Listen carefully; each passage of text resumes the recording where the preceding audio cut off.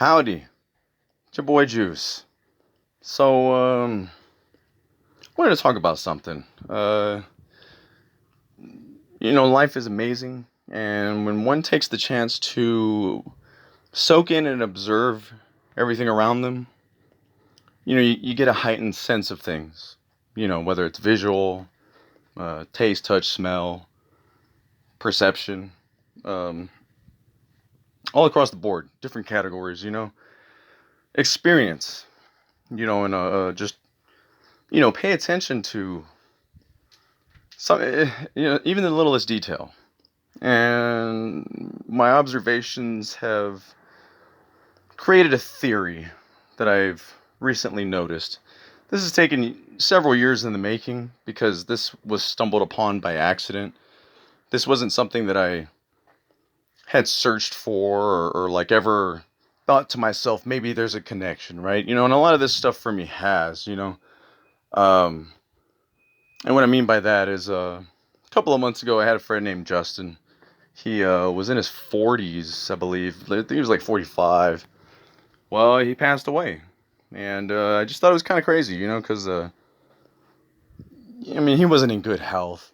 He was way overweight and had a lot of physical problems because of it. And a lot of it was from because he was on medications.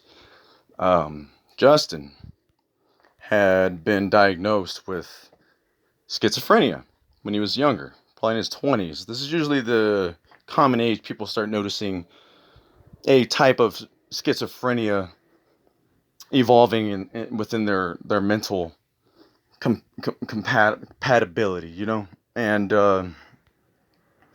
he was a good person. I never took him as a bad person. I never took him as a liar. I never took him as a violent person. I was never intimidated. He always had the kindest heart. And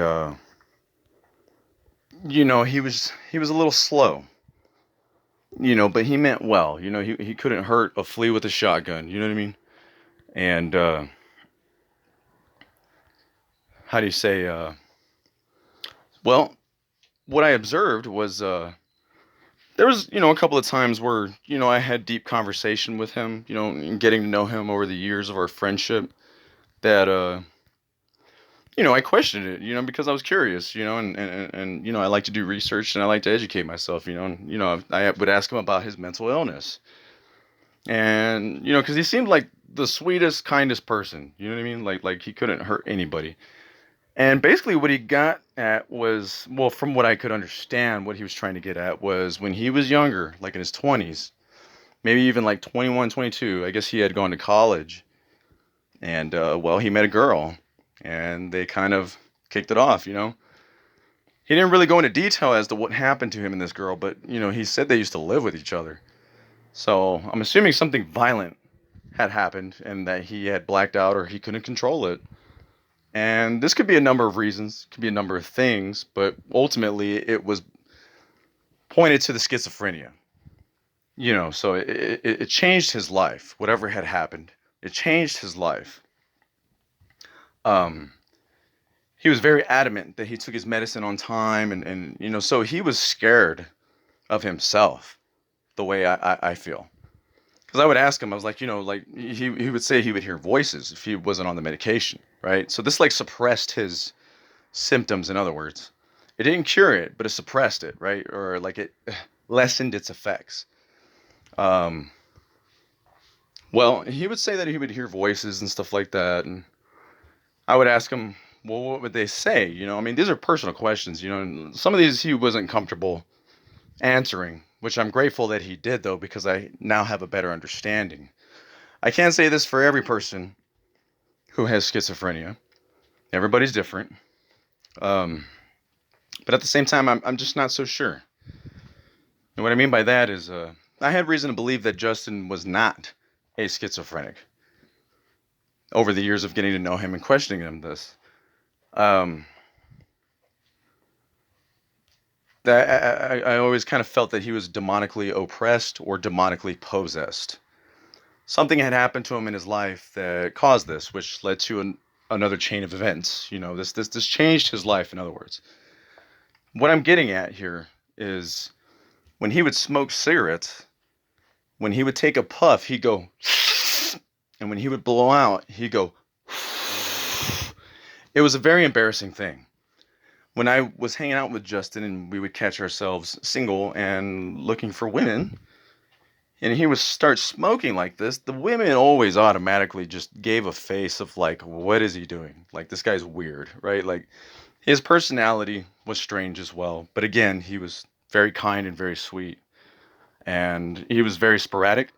He would just say things out of nowhere. A lot of times it was hilarious, so I could tell he intentionally would say these things, but at times it was bad timing, so it came out as awkward. But again, he would smoke his cigarettes, he would take a puff, and he'd go, and then when he'd exhale, he'd go, the whole cigarette, smoke another cigarette, right? So this is something that he did. It was like a tick, right? Well, recently, this week, I come across somebody who works with the mentally ill. And they were talking about a person who is kind of the same. Very sweet, very nice. They were recalling that he does talk to himself and that he is a schizophrenic. It came time for a cigarette break, and this person noticed that when this person smoked, the reason why this got brought up is because of the story that I'm telling you now. So this person remembers my story of Justin and his smoking of cigarettes, and this guy was doing the same thing. He would take a puff on cigarette break, and he'd go, and when he'd exhale, he'd go.